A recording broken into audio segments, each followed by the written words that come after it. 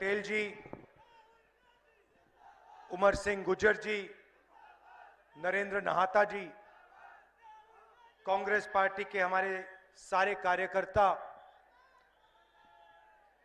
भाइयों और बहनों, प्रेस के हमारे मित्रों, आप सबका यहां बहुत बहुत स्वागत और सेवा दल के लोगों का भी स्वागत। नमस्कार।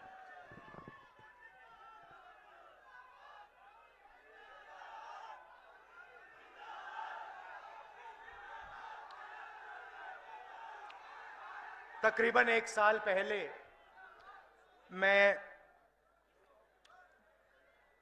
कन्याकुमारी से लेकर कश्मीर तक 4000 किलोमीटर पैदल चला। अकेला नहीं चला, हमारे साथ लाखों लोग भारत जोड़ो यात्रा में एक साथ चले। रास्ते पर मुझे बहुत सारे अलग अलग लोग, किसान, मजदूर, बेरोजगार युवा, छोटे दुकानदार, हजारों लोगों से बात करने का मौका मिला। और जब भी मैं युवाओं से बात करता था, और मुझे याद है मध्य प्रदेश में जब भी मैं युवाओं से पूछता था क्या करते हो, जवाब आता था कुछ नहीं, बेरोजगार। तो शुरुआत में ही मैं पूछना चाहता हूं, यहां मीटिंग में बहुत सारे युवा दिख रहे हैं, यहां पे बेरोजगार युवा कौन है? हाथ उठा के दिखाओ मुझे। तो ये मध्य प्रदेश की हालत है। किसी भी युवा से आप पूछो क्या पढ़े, इंजीनियरिंग, डॉक्टरी, आईएएस के लिए, आईपीएस के लिए पढ़ाई तो कर ली, प्राइवेट कॉलेज को, प्राइवेट स्कूल को, प्राइवेट यूनिवर्सिटी को पैसा दे दिया, डिग्री भी ले ली, मगर काम नहीं मिला। यह आपकी सच्चाई है। सुना कुछ दिन पहले यहां मोदी जी आए, उन्होंने कहा कि 500 फैक्ट्रियां हमने लगा दी हैं।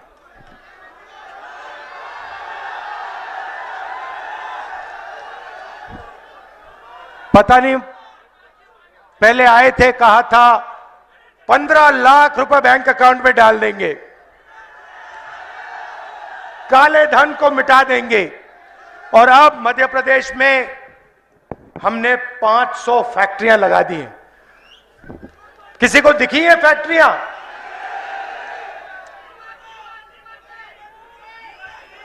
लगी गई फैक्ट्री। तो यहां पास में, मध्य प्रदेश के पास में छत्तीसगढ़ है। हमने छत्तीसगढ़ में क्या किया और क्या सोच रहे हैं हम छत्तीसगढ़ के लिए, मैं आपको बताना चाहता हूं। क्योंकि जो हमने छत्तीसगढ़ के लिए किया है वही हम मध्य प्रदेश के लिए करना चाहते हैं। तो देखिए, शुरुआत अगर हिंदुस्तान को या किसी भी प्रदेश को, भाई बाद में करना, या किसी भी प्रदेश को मजबूत बनाना है, पैरों पर खड़ा करना है, तो शुरुआत किसान और मजदूर से होती है। वो इस देश की नींव है, फाउंडेशन है, और अगर नींव कमजोर होती है तो इमारत नहीं बन सकती। तो छत्तीसगढ़ में हमारी क्या सोच, जो मध्य प्रदेश में हम करेंगे। सबसे पहले हमने छत्तीसगढ़ के किसानों को पिछले 5 साल में सही दाम देने की गारंटी करी। तो छत्तीसगढ़ में धान उगाते हैं। बीजेपी के समय तकरीबन 2000, भैया बैठ जाइए, बैठ जाइए, बैठ जाइए। बीजेपी के समय छत्तीसगढ़ में किसानों को तकरीबन 1800 रुपए धान के लिए मिलते थे। हमने चुनाव में गारंटी करके कहा, देखिए शुरुआत 2500 रुपए प्रति क्विंटल धान के लिए होगा। छत्तीसगढ़ में हमने यह वायदा किया और आज छत्तीसगढ़ में धान के लिए सबसे ज्यादा पैसा, हिंदुस्तान में सबसे ज्यादा पैसा कांग्रेस पार्टी की सरकार किसानों को देती है। और दूसरा कदम हमने लिया, हमने कहा कि अगर किसान को सही दाम मिल रहा है और वो बढ़ता जा रहा है तो मजदूर को भी हमें पैसा देना पड़ेगा और हर मजदूर को 7,000 रुपए प्रति महीना कांग्रेस पार्टी की सरकार वहां पे देती है। तो किसान को और मजदूर को हमने गारंटी करके कम से कम सही दाम और उनकी जेब में हमने पैसा दे दिया। हुआ क्या, किसान और मजदूरों ने अपने पैसे को कस्बों में, गांव में खर्च किया। छोटे दुकानदार के पास गए, चीजें खरीदी, मोबाइल फोन खरीदा, शर्ट, पैंट, जूते, यह सब खरीदना शुरू किया। और खरीदने के बाद छत्तीसगढ़ की अर्थव्यवस्था, जैसे गाड़ी का इंजन चालू होता है, छत्तीसगढ़ की अर्थव्यवस्था चालू हो गई। अब देखिए, कुछ ही दिन पहले मैं छत्तीसगढ़ में था, वहां पे 10-15 किसानों से मेरी बात हुई। मैंने सवाल पूछा, उनसे पूछा, भैया आपकी जमीन का दाम क्या है? मैं हैरान हो गया। किसान मुझे कहता है, राहुल जी हमें जमीन का दाम नहीं मालूम। मैंने कहा, क्या कह रहे हो? आपकी जमीन है, आपको दाम ही नहीं मालूम? कहते हमें दाम पता लगाने की कोई जरूरत नहीं है। मैंने कहा, क्यों? कहते हैं मर जाएंगे मगर जमीन नहीं बेचेंगे। तो मैंने कहा, क्यों? कहते हैं, राहुल जी बीजेपी की सरकार के समय कर्जा था, हम आत्महत्या की सोचते थे, आज आपने हमारा कर्जा माफ कर दिया, सही रेट, धान के लिए सही रेट आप देते हो, जमीन बेचने का सवाल ही नहीं उठता। हम जमीन क्यों बेचे? अगर हम बेचने नहीं जा रहे हैं तो दाम पता लगाने की क्या जरूरत? तो यह हालत है छत्तीसगढ़ में। और यहां पे 18,000 किसानों ने कर्जा ले लेकर आत्महत्या कर दी है। हमने यहां आपसे वायदा किया था कि हम आपका कर्जा माफ करेंगे, जैसे हमने छत्तीसगढ़ में किया। हमने आपसे कहा कि हम यहां कर्जा माफ करेंगे। हमारी सरकार थी, 27 लाख किसानों का कांग्रेस पार्टी की सरकार ने यहां मध्य प्रदेश में कर्जा माफ किया था। 100 यूनिट बिजली 100 रुपए के लिए हमने दी मध्य प्रदेश में। छत्तीसगढ़ में हमने बिजली बिल हाफ कर दिया था। अब यहां हुआ क्या, जैसे ही हमने किसानों के लिए काम करना शुरू किया, वैसे ही बीजेपी ने, बड़े बड़े उद्योगपतियों ने आपकी सरकार आपसे चोरी कर दी।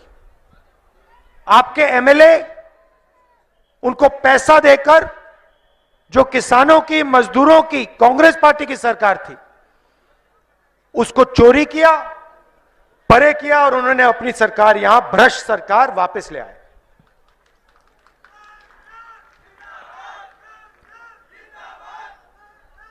ये मध्य प्रदेश जो है भ्रष्टाचार का कैपिटल है, भ्रष्टाचार की राजधानी है ये हिंदुस्तान में।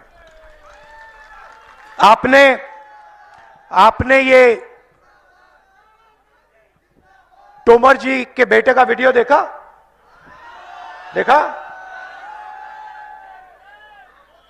वीडियो फोन पर बैठे हैं, आपका जो पैसा है दबाकर चोरी कर रहे हैं। अच्छा, यहां के जो आपके बीजेपी के एमएलए हैं, मंत्री हैं, वो कोई कम नहीं है।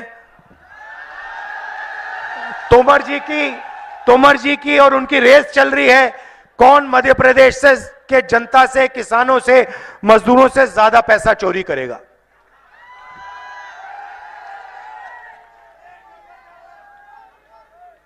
मगर नुकसान आपका हो रहा है। मैंने बेरोजगारी की बात की। भाइयों और बहनों, रोजगार अरबपति नहीं देते हैं। रोजगार छोटे दुकानदार, स्मॉल और मीडियम बिजनेस चलाने वाले, हमारे किसान, ये लोग रोजगार देते हैं।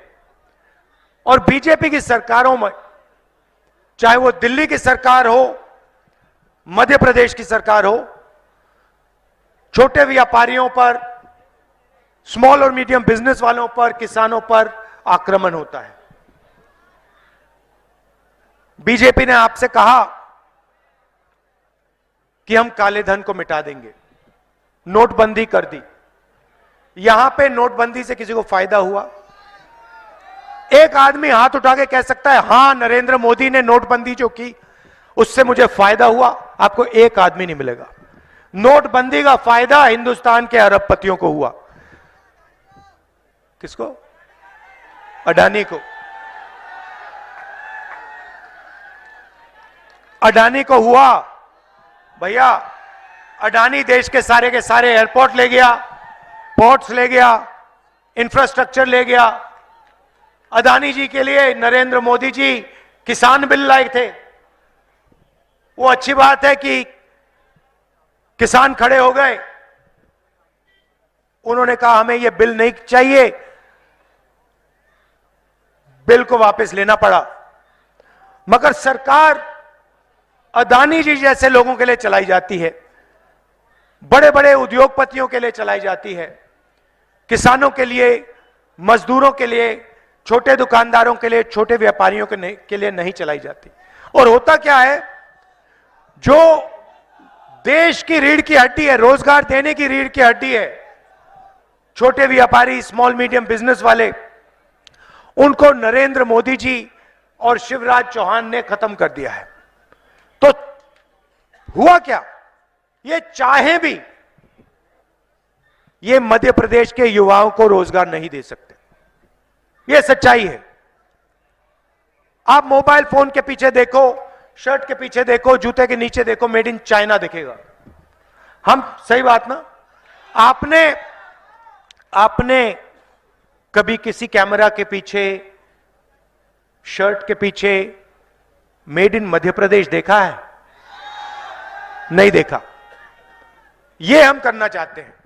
मैं चाहता हूं हमारी सरकार आने के बाद यहां जो लाखों करोड़ों युवा है वो बेरोजगार ना रहें, वो फैक्ट्रियों में काम करें। और ऐसा एक दिन आए जब चाइना में कोई युवा हो, वो अपना मोबाइल फोन निकाले, उसके पीछे देखे, उसके पीछे लिखा हो मेड इन मध्य प्रदेश, और वो कहे यार ये मध्य प्रदेश कहां है, मैं जाके देखना चाहता हूं। ये कौन सी जगह है जिसने हमारी सारी की सारी नौकरियां ले ली और मेड इन चाइना को मेड इन मध्य प्रदेश बना दिया। ये हमारा सपना है। यहां पे आपके 15 साल 18 साल जाया हो गए, एक के बाद एक इन्होंने आपको झूठ बोला। प्रधानमंत्री यहां आते शर्म नहीं करते हैं। पूरा मध्य प्रदेश जानता है कि मध्य प्रदेश में एक कारखाना नहीं खुला, और यहां प्रधानमंत्री आके कहते हैं हमने मध्य प्रदेश में 500 फैक्ट्रियां खोली हैं। शर्म की बात। नीमच में नीमच में कहा। मतलब देखिए, शर्म ही नहीं है। मतलब जीरो शर्म है। चले जाते हैं, जो मन में आता है कह देते हैं। पता नहीं, मालूम ही नहीं होगा, पता नहीं क्या है, मगर शर्म नहीं है कि यहां आकर जनता से कह सकते हैं कि भैया 500 फैक्ट्रियां हमने खोली हैं, और सोचते हैं कि जनता को कोई आइडिया नहीं, कोई समझ नहीं। अजीब सी बात है। हमने भी वायदे किए हैं। मैंने यहां आकर पिछली बार कहा था हम किसानों का कर्जा माफ करेंगे, हमने कर दिया। हम यहां झूठ बोलने नहीं आए हैं। गैस सिलेंडर कितने का मिलता है? 1200 का। आप लिख लो, चुनाव के बाद यहां मध्य प्रदेश में 500 रुपए का गैस का सिलेंडर हो जाएगा। और जैसे हमने कर्जा माफी की पिछली बार वायदा किया था, इस बार हम उस काम को पूरा करेंगे। 2 लाख रुपए तक का कर्जा मध्य प्रदेश के किसानों का हम माफ कर देंगे। मैंने तो अपने चीफ मिनिस्टर से कह रखा है, कर्नाटक, राजस्थान, हिमाचल, चीफ मिनिस्टर से कह रखा है, देखिए जितना पैसा बीजेपी के लोगों ने अरबपतियों को दिया है, उतना पैसा हमें किसानों को, मजदूरों को, उतना ही पैसा उनकी जेब में डालना है। तो यहां जैसे हमारी सरकार आएगी, गेहूं के लिए 2600 रुपए प्रति क्विंटल आपको मिलेगा, और वो बढ़ता जाएगा। आपको पूछने की भी जरूरत नहीं होगी। वो 2600 पे शुरू होगा और वो चढ़ता जाता जाएगा 3000 से आगे जाएगा। और 100 यूनिट बिजली के 100 रुपए के लिए मिलेंगे। तो ये हमारे वायदे हैं, और हम चाहते हैं कि जो काम हम छत्तीसगढ़ में कर रहे हैं, किसानों की वहां हमने जिंदगी बदल दी, छोटे दुकानदारों की, व्यापारियों की, स्मॉल और मीडियम बिजनेस वालों की हमने जिंदगी बदल दी, वो हम मध्य प्रदेश में करने जा रहे हैं। देखिए, सच्चाई में आपको बता देता हूं, यहां पे चुनाव कांग्रेस पार्टी स्वीप करने जा रही है। मतलब भारी बहुमत से कांग्रेस पार्टी मध्य प्रदेश में चुनाव जीतेगी और हमारी सरकार आएगी। तो उसके बाद हमारी जिम्मेदारी बनती है।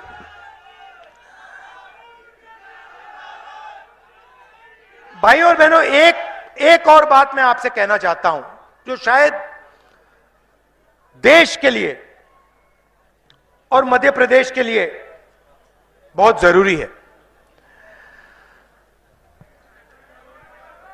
आपने सुना होगा, पहले अपने भाषणों में, हर भाषण में नरेंद्र मोदी जी कहते थे कि मैं ओबीसी हूं। सुना आपने? सुना ना? जहां भी जाते थे कहते थे मैं ओबीसी हूं, ओबीसी हूं, ओबीसी हूं।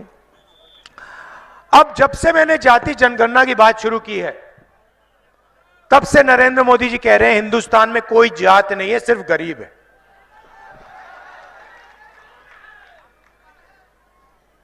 कोई जात नहीं है, सिर्फ गरीब है, मगर नरेंद्र मोदी ओबीसी है। मतलब एक ही ओबीसी बचा हिंदुस्तान में, उसका नाम है नरेंद्र मोदी। क्यों? क्योंकि मैंने जाति जनगणना का सवाल उठाना शुरू कर दिया। अब देखिए भाइयों और बहनों, मध्य प्रदेश का मैं आपको उदाहरण देना चाहता हूं। गलतफहमी में मत रहिए, सरकार को एमएलए नहीं चलाता, सरकार को अफसर लोग, आईएएस के लोग, सरकारी ऑफिसर्स चलाते हैं। सही बात है। हर युवा आईएएस क्यों करना चाहता है? क्योंकि वह जानता है कि सरकार को आईएएस अफसर चलाते हैं, सरकार को अफसर चलाते हैं। तो मध्य प्रदेश की सरकार को शिवराज चौहान और 53 अफसर चलाते हैं। तो मैं आपसे पूछना चाहता हूं, 53 अफसर में से पिछड़े वर्ग के कितने अफसर हैं? एक।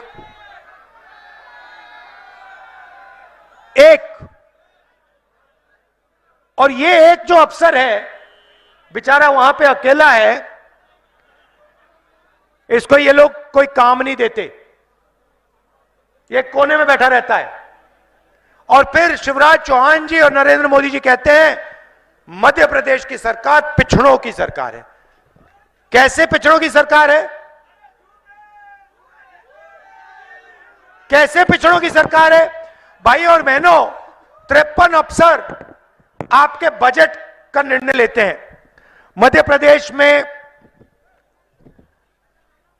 स्वास्थ्य के लिए कितना पैसा जाएगा, नीमच कितना पैसा जाएगा, शिक्षा के लिए कितना पैसा जाएगा, सड़कों में कितना पैसा जाएगा, स्कूल कॉलेजेस में कितना पैसा जाएगा, ये सब ये 53 अफसर लेते हैं।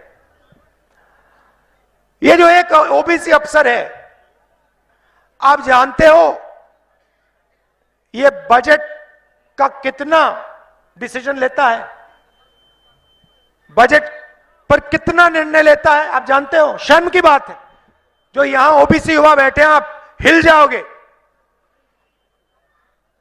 आप पर अपमान हो रहा है। भाइयों और बहनों, 53 अफसर में से एक अफसर ओबीसी का। और अगर मध्य प्रदेश की सरकार 100 रुपए खर्च करती है, 100 रुपए खर्च करती है, तो 33 पैसे ओबीसी वर्ग के अफसर निर्णय लेते हैं। 100 रुपए में से 33 पैसे का निर्णय ओबीसी वर्ग कर रहा है। और नरेंद्र मोदी, शिवराज चौहान जी कहते हैं मध्य प्रदेश में ओबीसी की सरकार। इसीलिए ओबीसी युवाओं को, दलित युवाओं को, आदिवासी युवाओं को यहां रोजगार नहीं मिलता।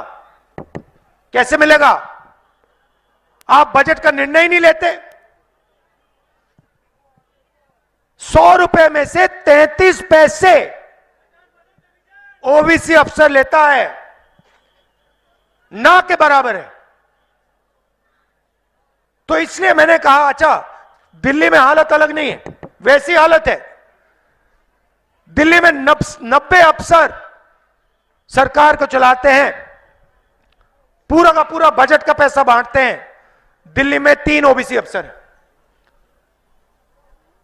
5% बजट का निर्णय लेते हैं।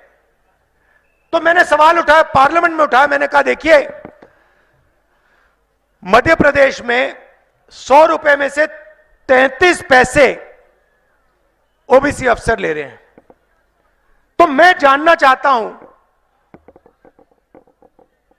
इस देश में ओबीसी वर्ग की आबादी कितनी है, यह जानना चाहता हूं मैं। क्योंकि अगर ओबीसी अफसर 100 रुपए में से 33 पैसे का निर्णय ले रहा है, और अगर आबादी 0.33% है ओबीसी की, तो ठीक है। मगर मैं जानता हूं कि ओबीसी वर्ग की आबादी कम से कम 50% है।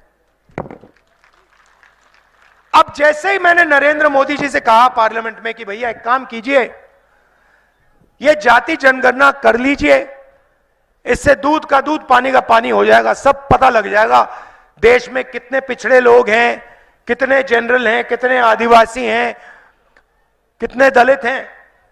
उस दिन के बाद नरेंद्र मोदी जी कहते हैं, भैया भाषण में कहते हैं हिंदुस्तान में कोई जात नहीं है, हिंदुस्तान में सिर्फ गरीब है।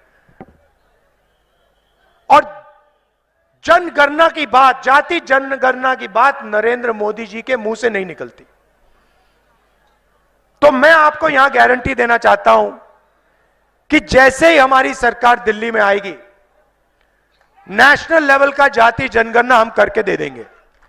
और मध्य प्रदेश में जैसे ही सरकार आएगी, जाति जनगणना का काम हम मध्य प्रदेश में शुरू कर देंगे। सबको मालूम होना चाहिए कि उनकी आबादी कितनी है और बजट पर, सरकार पर उनका कितना हक बनता है, उनकी कितनी भागीदारी होनी चाहिए। और यह काम हम गारंटी करके पूरा कर देंगे। आप सब दूर दूर से आए, इतने प्यार से आपने मेरी बात सुनी, इसके लिए दिल से आपको बहुत बहुत धन्यवाद। नमस्कार, जय हिंद।